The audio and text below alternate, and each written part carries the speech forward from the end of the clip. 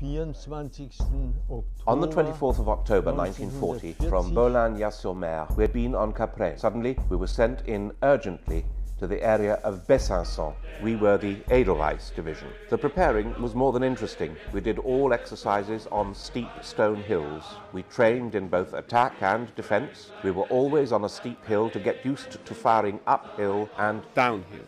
I remember that they told us that inside this fortress we were to expect a lot of defense. It seems that hundreds of British soldiers would be protecting the 400-meter-high mountain. We trained inside dark tunnels and also exercised in throwing grenades, doing something that we'd never been trained to do before. We had to throw grenades very fast around a corner, return to our position for protection, wait for the explosion, and then storm straight in.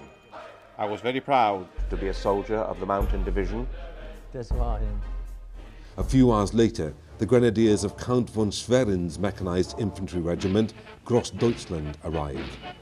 They were the German infantry's elite guard, heroic and experienced veterans of the Polish and French campaigns, easy to distinguish by the ribbon that adorned the right arm cuffs of their uniforms. The brave assault zappers of Colonel Franz Geiger also arrived. They were the campaign artillery batteries of the 79th Regiment, specialists in fighting on mountainous regions with their rocket-launching battalions, whose firing power had earned them the nickname of walking Stukas. In total, the assault division would be made up of 16,000 chosen men, provided with the most modern equipment. Their morale was sky-high following their victory over France, and nobody doubted that there would not be an objective that could resist a force like the one being assembled. The morale was very high, very, very high. Meanwhile, at the Army's High Command, and always with Spanish cooperation, the different solutions to logistics and transportation problems were receiving the finishing touches. The plans for the assault to Gibraltar were finalized to the finest detail. Soon after, the OKW set forward the calendar of execution for the operation against Gibraltar, identified for the first time as Unternehmen Felix. Hitler ordered that it be sent immediately to the Ministry of Foreign Affairs with the objective that it know the requirements of the operation and that it put into action necessary mechanisms to obtain from the Spaniards the date of their entry into the war. Its reply to the urgent requests of the German High Command was immediate, and on the 15th of November, the Spanish Foreign Affairs Minister, Serrano Suner, was summoned to a meeting with Hitler in his private residence in South Bavaria. 3 days later, with the impressive setting of the Bavarian Alps in the background, Serrano arrived at Berchtesgaden station, and from there was driven by car to the so-named Berghof. Urged on by his need to have a date for the launch of Felix, Hitler would not hesitate to employ all his efforts in obtaining from the Spanish minister what he needed so badly. Following a fruitless conversation, and as a final resource, Hitler instructed General Jodl to illustrate to Serrano in person the magnificent plan he had prepared. Mr. Minister, the attack against Gibraltar would commence with a takeoff from aerodromes located in France of massive waves of Junkers 88 bombers, which in turn would be escorted and protected by hundreds of fighters across the Spanish airspace towards the Rock of Gibraltar, making their way to bomb the British fleet anchored in Gibraltar waters, forcing the ships to sail out of the bay and into open water of the strait, where our U-boats will be waiting to sink them. After bombing and eliminating all the military targets and positions of importance around the rock, these planes would return back to their bases in France, making refueling stops in Spanish aerodromes. Immediately after the bombing raids, we would launch a second offensive wave led by our feared Junkers 87, or Stukas as they are more commonly known. Thanks to their precision and deadly accuracy, these would eliminate with their bombs all gunning emplacements around Gibraltar, along with signalling stations, tunnel entrances, minefields, fuel tanks, warehouses, factories and so on. Crippling the defences with these countless air raids, we would show no mercy against the enemy. Meanwhile, the expeditionary force, Kubler's men, will advance with their motorized vehicles from their Spanish bases towards Gibraltar's Spanish border, where they will spread out and attack the enemy fast and hard like a bolt of lightning. As a result, 25 days after the entry of Spain into the war, 200 heavy caliber guns, together with hundreds of other artillery pieces, comprising all calibers imaginable located around the Campo area, would commence a landing barrage that would unquestionably destroy all outside defences in and around Gibraltar, paralysing any other means of defence from the remaining British Army, whose morale by then would be broken. Finally, through the 6 routes left open by the offensive in the Isthmus and covered by the precision bombing raids, the overwhelming landing force would attack from their bases in Spain towards the northern defences of the rock face, supported by an amphibious landing assault on a designated waterport area, unleashing a fury that will break the British and totally destroy their morale. The assault teams, together with the Großdeutschland Infantry Division, will overpower the remaining defences, take control of the aerodrome, and reach the defensive walls of the city and the castle of Gibraltar. Then the mountain divisions would take control of the frontline assaults by occupying the high ground within hours of the start of the siege. Within 36 hours, we would have undeniably taken control of the strategic base of the Mediterranean. In the event of a reprisal attack by the British against Portugal, it has been decided that another division of the army, comprising both armoured and motorised vehicles, will cross through Spain in conjunction with the assault against Gibraltar by Kubler to protect the Spanish-Portuguese border. We have studied this plan meticulously, and it's been decided that the capture of Gibraltar is feasible in military terms. The plan of attack is ready, the men and the commanders waiting for the orders to begin, the operation to be initiated. Gibraltar can be taken in 36 hours. The moment of truth has finally arrived. Spain has to abide by its agreement and by the stroke of a pen recapture its territory after 200 years.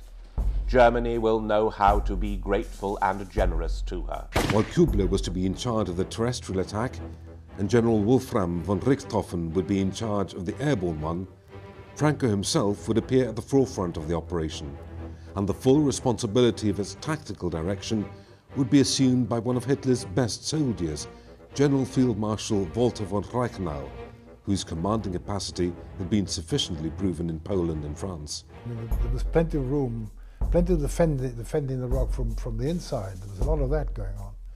But as far as the outside, as far as the guns that had to fire at the planes and this sort of thing, we would have been picked out one after the other and literally destroyed. And that would have been the beginning of the end. And they would have occupied, if you look at it, and they would have occupied Gibraltar. The Germans would certainly have occupied Gibraltar. But it wasn't Serrano's call, and the ultimate decision to fulfill Hitler's request would only be given by Franco himself. And as a result, all the hopes fostered from Andai momentarily faded. The attitude upheld by Serrano, just as that of Franco a few days later, would demonstrate the effectiveness of the security mechanism put in place since the previous June. Serrano's words renewed Spain's commitment with the Axis, declaring that, just as was specified in the signed agreement, Spain was willing to go to war, but as that agreement also said, the right moment for this should be determined jointly. The complicated situation of the Spanish economy, the endemic crisis regarding basic supplies, and the lack of military preparation to defend the country against an external aggression, constituted a heavy and powerful enough line of argument, and as such was accepted by the Germans.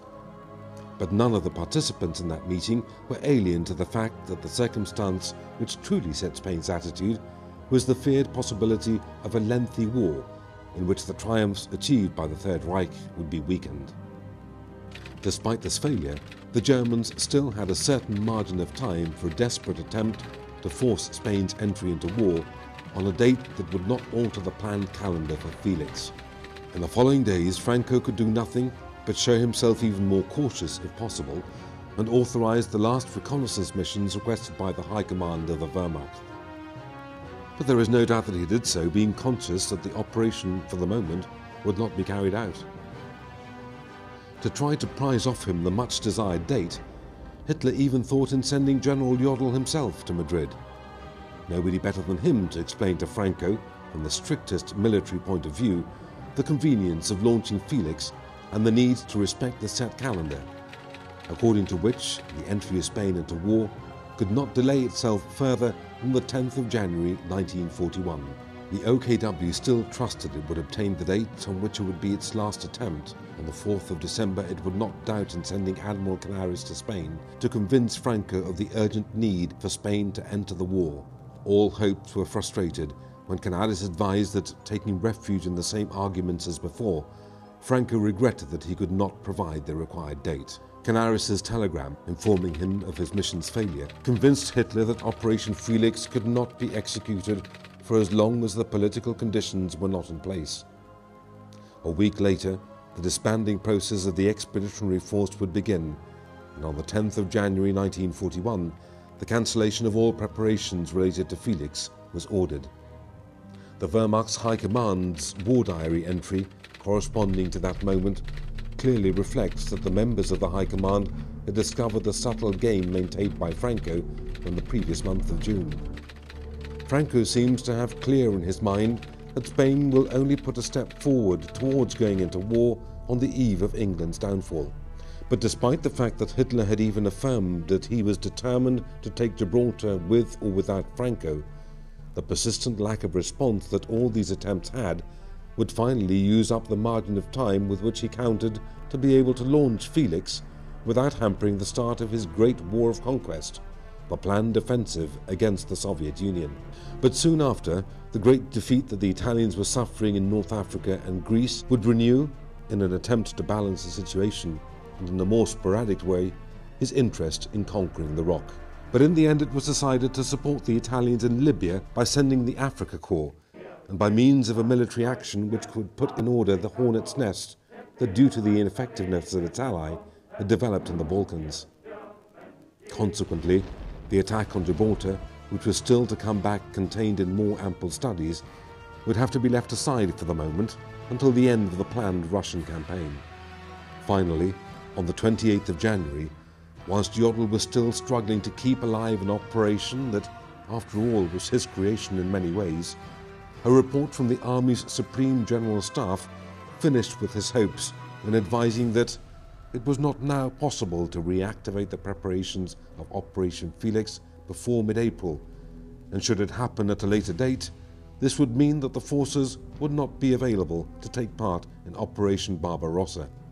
Operation Felix had simply exceeded the deadline, and Hitler had no alternative but to accept, just as is recorded in the High Command's operations diary, that it should remain suspended until such time as the adequate political conditions were in place. But on the other hand, it was really Franco who did the whole operation by stopping it. And although he was a dictator, as far as that incident is concerned, Gibraltar has to be grateful, and in fact the world must be grateful to him for having prevented Hitler from marching into Gibraltar. For the moment, the subject of Gibraltar and Spain's subsequent entry into war would have to wait until the following autumn, when the Russian campaign would have concluded. Nobody could foresee that the fight against the Soviet Union would end 4 years later, with Russian tanks keeping watch over a ruined Brandenburg Gate destroyed by the war. But in the moments of reflection, when the hopes of winning the war had been lost in the immense spaces of the Russian steppe, Hitler would think again and again in that lost opportunity that haunted his thoughts and dreams, dwelling on the notion that he nearly held the key to victory in his hands. What could have happened if, thanks to the possession of Gibraltar, Rommel had had the necessary supplies to take Alexandria and close off the Mediterranean completely? What could have happened if, having crossed the Middle East, the Wehrmacht's advance on Stalingrad would have been supported by a second front from the Caucasus? Questions and more questions tormented the Führer's mind during the hard years in which the winds of war had turned clearly against Germany. It is not surprising that on a certain occasion, being at the Berghof before a group of faithful followers and in a sorry state of grief, he commented, "Gibraltar, dear friends, Gibraltar. We should have taken Gibraltar."